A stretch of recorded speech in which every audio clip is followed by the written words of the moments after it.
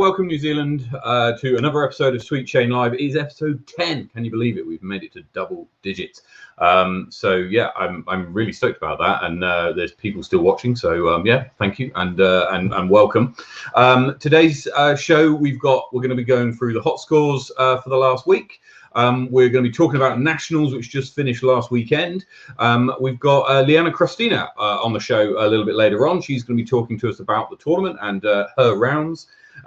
We want to talk a little bit about some upcoming events. There's heaps of disc golf events going on up and down the country in the next few weeks. And we'll also be talking a little bit about what's coming up next week.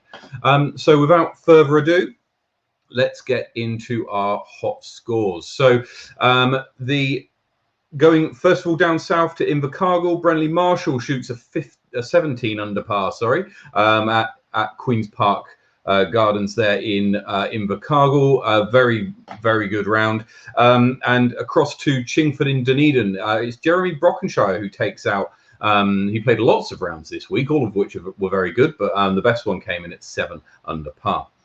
Queenstown Gardens, Jack Halliday again playing a lot, getting out on the course a lot.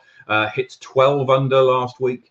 And at Tucker Beach, Patricio Contreras hits 9 under par in what was a very good round for him.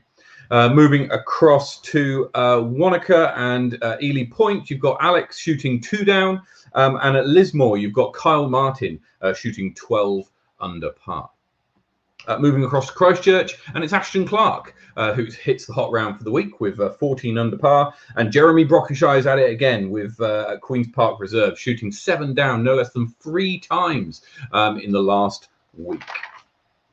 Moving up to the capital, and it's Ollie Webb with a 3 under at Berrenpore Hills to take out this week's title. And if you move up the coast to Hikoikoi, then I hit 5 under par somehow. Moving up to Harcourt in Upper Hutt, Carson Boone taking out the hot round with 2 down. I think that was done earlier on this evening. And in Linklater in the mighty Manawatu, you've got Galal Brizzle hitting the hot round with 4 under par. It's tough up in Inglewood, as it often is. Trevor Woolman hit +4 in the last week. And +4 was also the score Brad Taylor took away from McLaren in the last week, the hottest round for the week so far. Up to Rosedale in Auckland, and Tim Marshall hits the hot round for the week with 5 under par, and Josh Love Parrota hits 4 under par, which is enough for him to take out the Woodhill Red Tees hot round for the week. Excellent. Now, last weekend was Nationals, Paradise Plate 2021. There were quite a few people there, and we're going to be talking to Liene Krastina, who I'm going to bring onto the show now to talk a little bit about the tournament and how she got on. So, kia ora, Liene, how are you doing? Good. Thanks for having me on again. You're very welcome. You're very welcome. Now, so tell us a little. You were in Paradise. Tell us a little bit about the whole kind of week, because it's a little bit different from a normal tournament where you might just turn up for the weekend. It's more of a longer event. Yeah, for most of us, it took 4 days. A lot of us played doubles on Thursday, was it? It's all days right now, seem the same. Because apart as well, you go there and you have no reception, so it's all disc golf. Like, it's normally all disc golf, but right now it's completely, you're out of reception in this stunning, beautiful course. Yeah, so heaps of golf to be played. There's so much work, of course, behind to set this all up, and as Queenstown Club have been part of other years of setting up, so we know and appreciate so much what one of the crew has done with making it all happen. And it is, yeah, as I've mentioned before, I think it's you never know when the next tournament's gonna be, so you're always appreciated. I always feel maybe it's the last one, but that someone's brave enough to take it on the challenge and bring us all back together, because it is, yeah, all those little huts, and it just everyone's on site, so it's yeah, definitely different format to everything else I get to play. Yeah, I mean, I saw a lot of the still photos, and I'm sure everyone did, sort of in the evening after the day, due to the lack of reception. So, and I really can't wait for the Flexline media coverage, because the video coverage of that location just looks stunning. Exactly. I got it in the background. And it looks great. It looks great in the background there. You had a round of doubles on the Friday, is that right? Yes, Friday. Friday we played doubles. So a bit of an opportunity to learn the course and assess some lines and that kind of thing. Yeah, I quite appreciate the format that we could play just one, like you could play both rounds and pick your best score. But what a lot of us, I think, did was we studied the course and then we played a doubles round, which was kind of like putting to test a couple of ideas we had about the lines that we were trying to see. Because yes, this course was set up to be really challenging. It certainly looked challenging from the hole maps that I saw. Tell me a little bit about how the course played. What kind of a course was it? Yeah, so we started the course in the open. Still a lot of ways to get in trouble, of course, because the fairways, even though you feel like you have a big field, but of course put a little bit of wind and breeze and things turn over. So, but at the same time, it was pleasant to warm up that hand before we're heading into the woods. And that's from 8 holes in the open and 10 in the woods. And yeah, once you get in the woods, then you just have to stay calm and smooth and just get those lines, and those distance drivers can rest in the bag. Yeah. And all you do is your more understable hyzer flip shots to thread those lines and get as far as you can, of course. I guess things can go very wrong when you're in those wooded holes, eh? Yes, there was a lot of pinball action, of course. So, and you got scramble game, scramble. Yeah, so I think a lot of us who were able to stay calm and scramble came on top, I guess, in a way. Because how did you get on with playing like a staggered start? So it wasn't a shotgun start. It was, you had a tee time that you played from, and your cards, depending on what you were playing, was when you played, and you played the one round during the day. How did you find that compared in terms of the mindset and the preparation? it has its pros and cons. In a way, I would love to just hit the course as I wake up. And a lot of rounds I started quite late, rather late, and some people didn't start till 3 p.m. basically. So I can't even imagine how challenging that it would have been challenging for me, at least. But yes, I like that it's over 3 days. Of course, that you have it's more golf is better, it's always fun to play more. But definitely could feel as soon as I was handed in my card the last time, it's just my brain just was, and we're done.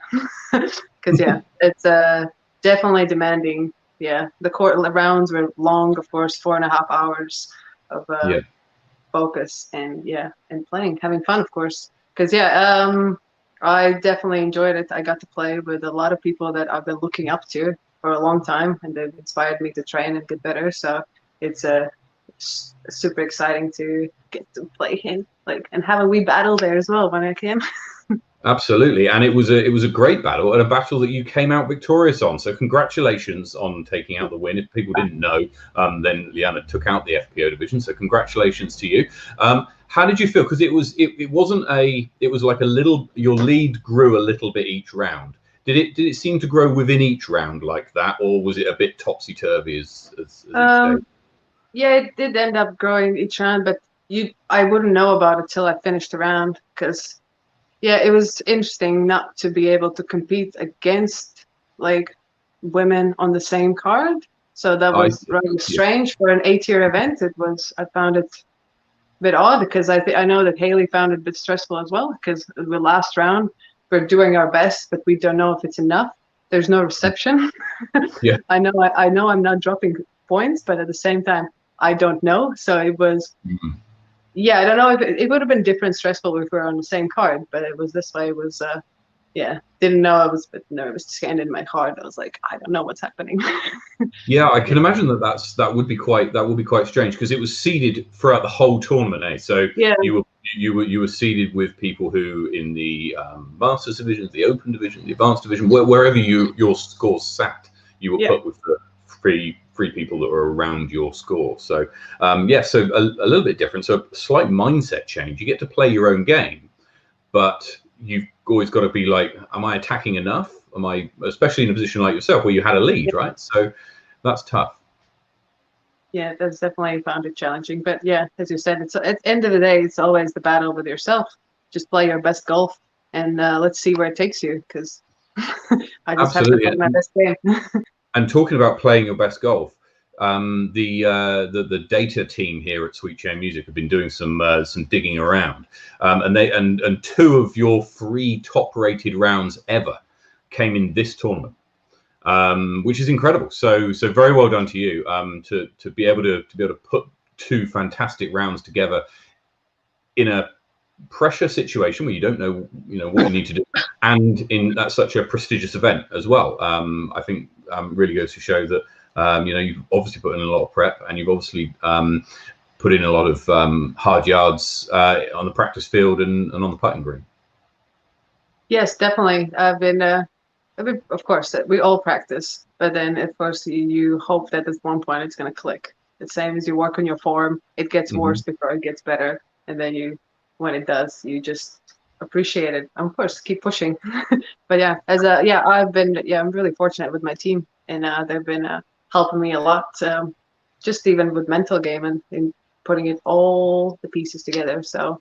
Sure. This weekend, I was just saying, don't give up and just keep going. So that's what I wish for all of us, Well, very well done. It was fantastic to see, yeah, really, really good. What's up for you next? What's the next tournaments that you got coming up? Heading to Christchurch, of course, in 2 weeks. That will be the next one. Then, of course, Queenstown Gardens is coming up, and then yeah, I guess I'm playing everything I can. I get to. I guess Taupo is still on the question mark. I have to see if I can make that, but I'll. I feel like it's just time to keep going, and that's because tournament pressure is the best practice as well. So it's a completely different story. Totally agree with you. Totally agree.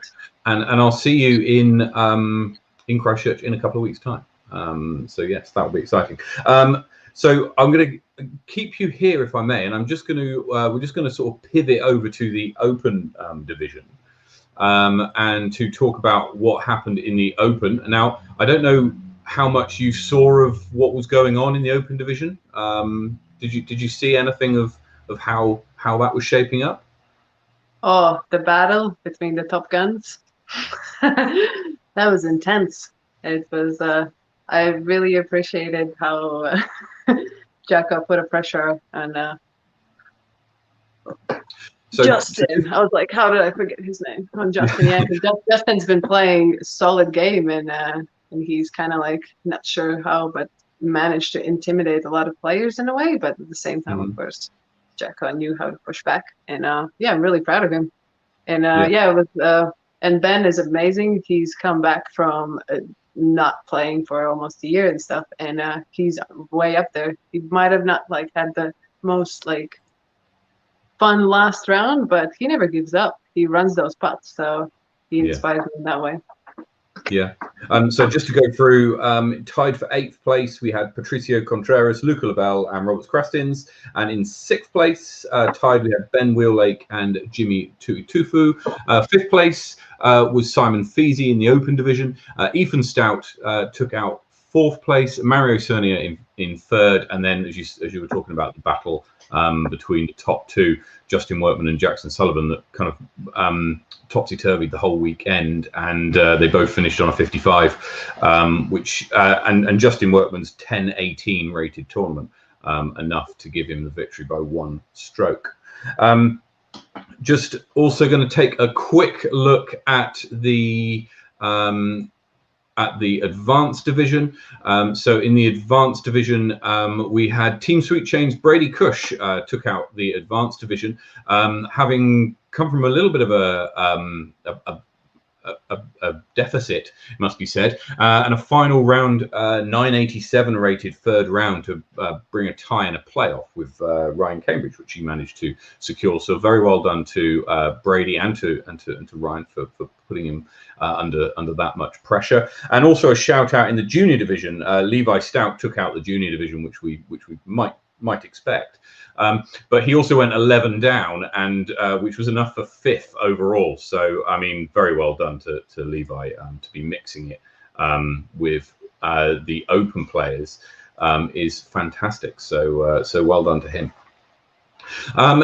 Liene, thank you so much for joining us today. I'm sure you'll come back and we'll have you on the show again. And very best of luck in a 2 weeks' time. Let's hope that you can continue your good form into Peter Crofer. Appreciate it. Thanks, Matt. Thanks for having me. No worries. Is there anybody you'd like to say hello or thank you to? Oh, hello. Hey, Robert. No, but I would, of course, always thank my team, Small Planet Discords, and Team Innova for setting me up for this weekend. Of course, the discs. Finally, my bag is all together, so I know exactly how to use all my support there. So yeah, thanks, team. Fantastic, fantastic, excellent. See you later, Liene. Have a good one, and we'll see you soon. Excellent. Okay, so moving on to events that are coming up in the next couple of weeks. If you're in the capital this week, then please come along to Hikoikoi Reserve on Saturday, where we'll be hosting the Te Upoko o Te Ita Trophy, which is the Greater Wellington Trophy competition, where City takes on Lower Hutt, takes on Upper Hutt. So if you think that you're going to be around then please come along and join. We've got stroke play, match play, doubles, a little bit of everything, and a feed. So come along. It's going to be a great day of disc golf in the capital. There's the Peter Crofer Memorial, which we were talking about, which is in 2 weeks' time in Christchurch on the Saturday and Sunday. I think there's still places left on in that. It's a combination of Queen's Park Reserve and Brooker Ave.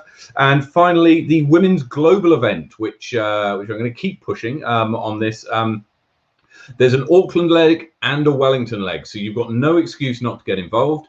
And also get your wives, girlfriends, daughters, sisters, mums, grandmas, everyone involved in this. Both Auckland and Wellington have got a good number of people signed up, but we expect the numbers to rise. I don't think there's a limit on either event, but we'd love to see as many as possible come to those. On the subject of Ladies League, so the Wellington Ladies League wraps up next Tuesday.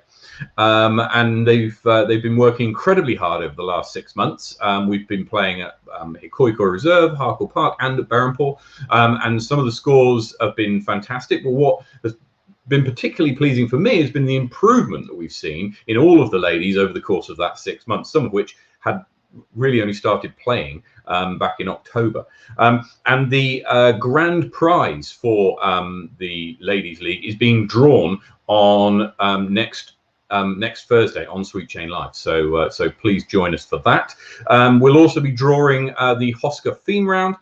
So keep a lookout for the event page to get your vote in on that, and then we'll spin the wheel to see what people in Wellington will be playing on Easter Saturday. And finally, next week on Sweet Chain Live, we will have none other than Justin Workman joining us for a quick chat to discuss all of his disc golf victories, of which there's been many in New Zealand recently, and we'll be interested to hear what his plans are for the future, as well as, you know, how is he here? And so if you've got any questions for Justin, then pop them in the comments next week or send me a message during the week, and we'll get them across to him. Otherwise, have a lovely week, guys, and take it easy. I'll see you next week.